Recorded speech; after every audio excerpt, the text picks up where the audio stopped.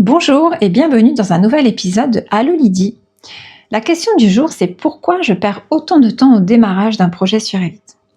Alors, la première raison, une des raisons, c'est l'absence de structure.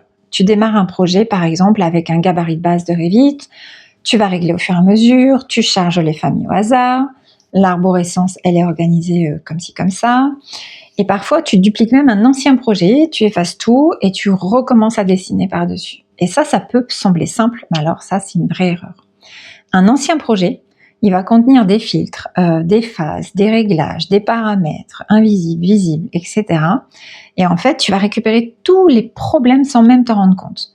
Donc, à chaque nouveau projet, ça devient un vrai chantier, il faut régler. Donc la vraie solution pour démarrer un projet structuré avec des bases structurées, c'est d'avoir un gabarit de projet propre et organisé. Donc là, tu vas plus passer ton temps à configurer, tu vas te concentrer essentiellement sur la conception.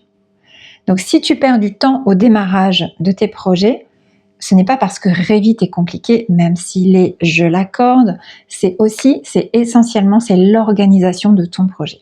Alors moi, pour t'aider à démarrer plus sereinement, je te propose un mini gabarit avec des bases essentielles. Il y aura les épaisseurs de lignes qui sont paramétrées dedans, il y aura un cartouche préparamétré et il y aura un graphisme sympa pour les coupes et les niveaux. Donc en commentaire de cette vidéo, je te mets le lien pour télécharger ce mini gabarit gratuitement. Voilà, si tu as une question, un blocage ou un doute, laisse-moi un message en commentaire de cette vidéo, sur LinkedIn ou par mail et je te réponds dans un prochain Allo Lydie. À bientôt!